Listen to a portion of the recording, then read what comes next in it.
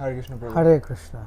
প্রভু, এখন আমরা দেখছি মল মাস নামে একটা মাস শোনা যাচ্ছে। আবার এই মাসে অনেক ভক্তদের দেখছি অনেক আড়ম্বরে ভগবানের সেবাও করছে, প্রদীপ দেখাচ্ছে। তো প্রভু, আপনি কি কাইন্ডলি বলবেন একটু এই মাসের মহিমা সম্বন্ধে? আসলে এই মাসটা কিন্তু মল মাস না, নর্মালি এই মাসটা বলা হয় পুরুষোত্তম মাস। ভগবান যেমন এই জগতে পুরুষোত্তম নামে খ্যাত, তো এই মাসটিও ভগবানের নাম অনুসারে পুরুষোত্তম মাস বলে আখ্যায়িত করা হয়েছে।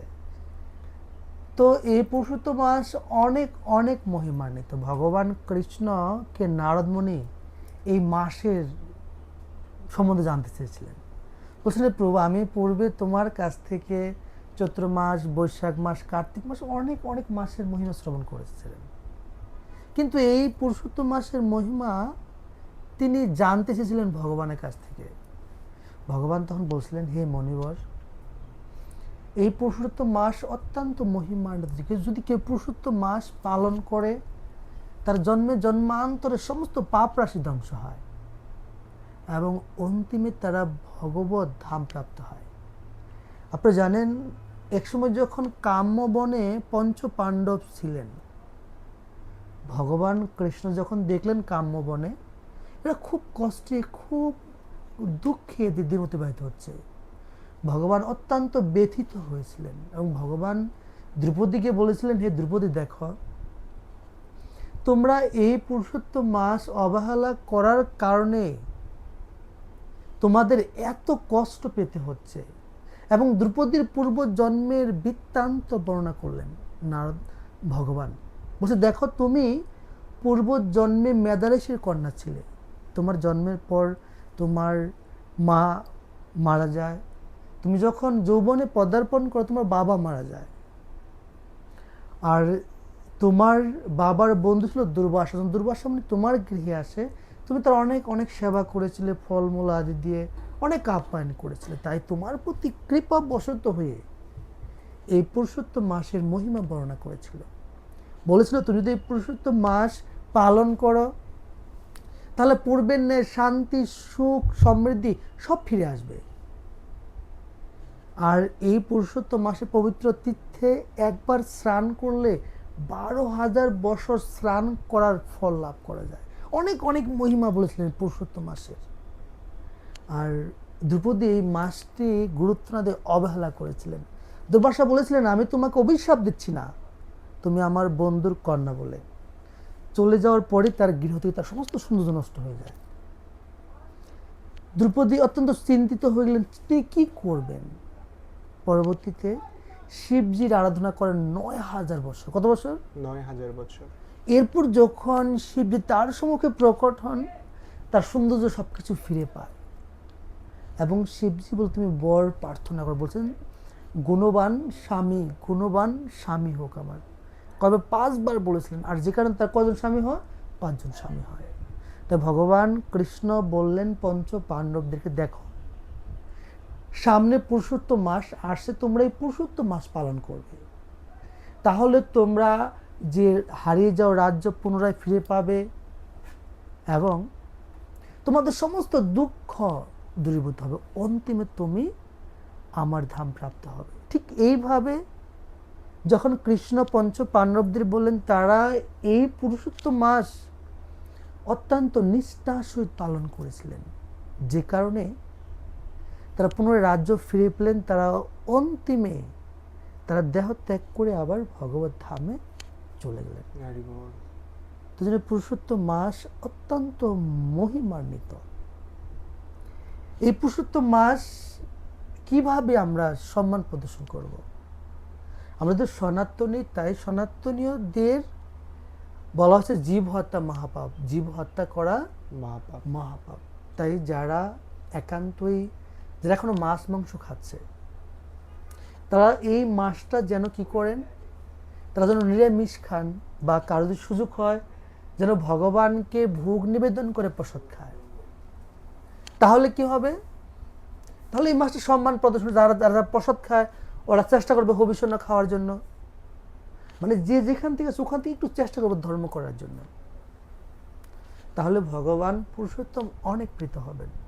আর কিছু প্রবলেম হয়, আমি সেটা আগে বলে দিচ্ছি। অনেক ক্ষেত্রে যারা মাছ মাংস খায়, যেহেতু সংসার বদ্ধজীব, ইচ্ছা করলেই সবাইকে নিয়ে নিরামিষ খাওয়া সম্ভব হয় না। তার হাজব্যান্ড খেতে চায় না, তার সন্তানরা খেতে চায় না নিরামিষ। অনেক ক্ষেত্রে মায়েদের প্রবলেম, অনেক ক্ষেত্রে প্রভুদের প্রবলেম হয়। তা আমি একটা জিনিস বলবো, আপনারা যে যেখানে রয়েছেন আপনাদের ওই পজিশন থেকে আপনি যদি মনে করেন কাউকে মাছ মাংস রান্না করে দিয়ে আপনাকে নিরামিষ খেতে হয় আর রান্না করতে সেটাও খান, আপনার কল্যাণ হবে। কারণ কৃষ্ণ আপনার অবস্থানটা কিন্তু বুঝতে পারছেন। আর আপনি যে স্মার্ত মতে অনুসারে যে বলছেন মল মাস বলা হচ্ছে যথেষ্ট কারণ আছে। কারণটা হচ্ছে আপনারা জানেন, যারা স্মার্ত পণ্ডিত ওরা পূজা পার্বণ আদি নিয়ে ব্যস্ত। এই পূজা পার্বণ আদি করলে পূর্ণ হয়, কি হয়? পূর্ণ হয়। আর এই পূর্ণ হলে দেহ শুভ করতে পারে। বলছেন যদি কেউ পাপ করে সে এই দেহের দুঃখ ভোগ করতে হয়, তা পাপ নষ্ট হয়। কিন্তু ক্ষীণে পুণ্যে মর্তুলক বিচ্ছিন্নতা, যখন পুণ্য ফলে স্বর্গে যায়, পুণ্য শেষে আবার মর্তে আসে, পাপ করলে আবার কি নরকে যায়, এই যে চক্র ভ্রমণ, এখান থেকে নিস্তার হওয়ার উপায় হচ্ছে কৃষ্ণ ভক্তি। কৃষ্ণ ভক্তি গন্ধ নাহি যাহে তাহে যাহে ভবরূপ। কৃষ্ণ ভক্তি গন্ধ ছাড়া এই ভবরূপ থেকে পরিত্রাণ পাওয়া সম্ভব নয়। সেই জন্য এই দেব দেবতার পূজা আদি করার ফলে আপনার পুণ্য কর্ম হয়, কিন্তু জন্ম মৃত্যু থেকে পরিত্রাণ পাওয়া সম্ভব নয়। এই জন্য এই পুরুষোত্তম মাস এরকম একটা মাস, যে পুরুষোত্তম মাস পালন করে অন্যান্য মাসের থেকে এই মাসে অনেক অনেক অনেক বেশি আমরা ফল লাভ করতে পারবো। যদি কেউ একমালা জপ করে, এটা আমি পেলাম, একবার গঙ্গা স্নান করে যেমন 12,000 বছর স্নানের ফল লাভ করা যায়। আর কোনো কোনো জায়গায় বলা আছে 10,000 একমালা জপ 10,000 জপমালার জপ সমান হয়। এরকম অনেক অনেক অফার অফার অফার অফার এই পুরুষোত্তম মাসে। তাই পুরুষোত্তম মাস যারা মল মাস বলে আখ্যায়িত করে তারা মহামূর্খ, তারা অনেক অনেক জীবনে বড় ভুল করছে। আমিও জানি না আপনি কতটুকু বিষয়টা ক্লিয়ার হতে পেরেছেন। প্রভু, বিষয়টা পুরোপুরি আমি ক্লিয়ার হলাম। আর এত সুন্দরভাবে আপনি বিষয়টাকে ক্লিয়ার করলেন, এটা সত্যি খুব ইন্সপায়ার্ড হলাম পুরুষোত্তম মাস করার ব্যাপারে। তাহলে পুরুষোত্তম মাস কবে থেকে শুরু করছেন? পুরুষোত্তম মাস স্টার্ট হবে শনিবার থেকে। শাস্ত্র সিদ্ধান্ত অনুযায়ী রবিবার থেকে পালন করা যায়, কিন্তু কেউ কেউ শনিবার থেকেও স্টার্ট করে। হ্যাঁ, আসলে এই বিষয়টা আমাদের অনেকের একটু কনফিউশন রয়েছে। মানে নর্মালি পুরুষোত্তম মাস শুরু হয় প্রতিপদ তিথি থেকে। আচ্ছা।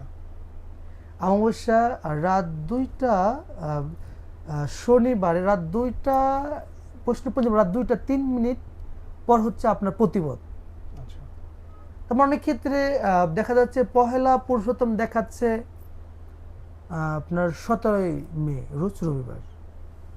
আবার কেউ কেউ আবার 16ই মে এই পুরুষোত্তম মাস পালন করছে। এটা দুটা ডেটটা বিষয় না, আপনি এক জায়গা থেকে শুরু করেন, সমস্যা নেই। বা কেউ যদি চান একদিন শনিবার রবিবার থেকে শুরু করতে পারেন, সেটা বিষয় না। তো অনেক অনেক ধন্যবাদ অনেক সময় ধরে সঙ্গে থাকার জন্য আপনাদের। তো আপনারা চেষ্টা করবেন এই পুরুষোত্তম মাসকে পালন করা, তাহলে আশা করি ভগবান পুরুষোত্তম আপনাদের প্রতি অনেক অনেক প্রসন্ন হবে। আপনাদের সকলকে সঙ্গে থাকার জন্য অসংখ্য ধন্যবাদ। প্রভু, তাহলে আমরা এখানে ক্লোজ করছি আজকের আলোচনাটা। হরে কৃষ্ণ, হরে বল, হরে বল।